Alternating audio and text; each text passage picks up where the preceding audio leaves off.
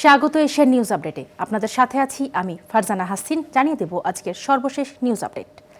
বিএনপির প্রতিষ্ঠাতা ও প্রয়াত রাষ্ট্রপতি জিয়াউর রহমান এবং খালেদা জিয়ার কবর জিয়ারত করেছেন ছেলে প্রধানমন্ত্রী তারেক রহমান।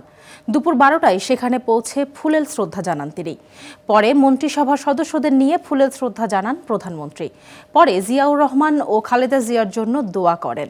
এর আগে বেলা 11টার দিকে সাভারের জাতীয় স্মৃতিসৌধে মহান মুক্তিযুদ্ধের বীর শহীদদের প্রতি শ্রদ্ধা নিবেদন করেন প্রধানমন্ত্রী তারেক রহমান।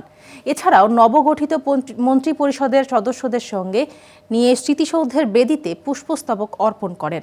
এরপর স্মৃতিসৌধের পরিদর্শন বইয়ে সই করেন তিনি।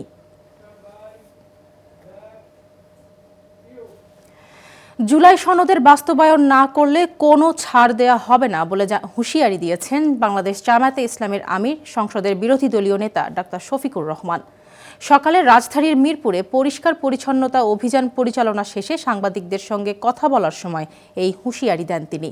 জামায়াত আমির বলেন, যে জুলাইয়ের কারণে 2026-এ জাতীয় নির্বাচন হয়েছে, সেই জুলাইয়ের চেতনা বাস্তবায়নে সকলকে সংসদে ভূমিকা রাখা প্রয়োজন। অভ্যুত্থানের আকাঙ্ক্ষা বাস্তবায়নে জামায়াত সোচ্চার থাকবে। তিনি আরও বলেন, রাষ্ট্র সংস্কারের মাধ্যমে দেশের সব স্তরের আবর্জনা দূর করা হবে। বেনফিকার মাঠে সবশেষ দেখায় হারের দুঃসহ স্মৃতি যেন তাড়া করছিল গ্যালাক্টিকোদের। তবে সেই ক্ষতটা এবার জয় দিয়েই আড়াল করল রিয়াল মাদ্রিদ। মঙ্গলবার রাতে প্রতিপক্ষের মাঠে 1-0 গোলের জয় তুলে নেয় লস ব্লাঙ্কোসরা।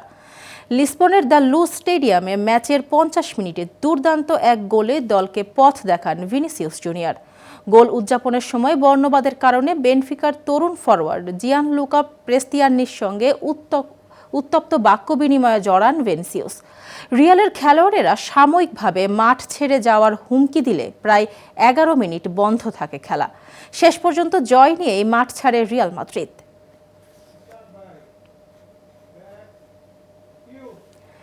দর্শক, এই ছিল এশিয়ান নিউজ আপডেট। আমাদের পরের আয়োজন দেখার আমন্ত্রণ রইল। ধন্যবাদ এতক্ষণ সাথে থাকার জন্য।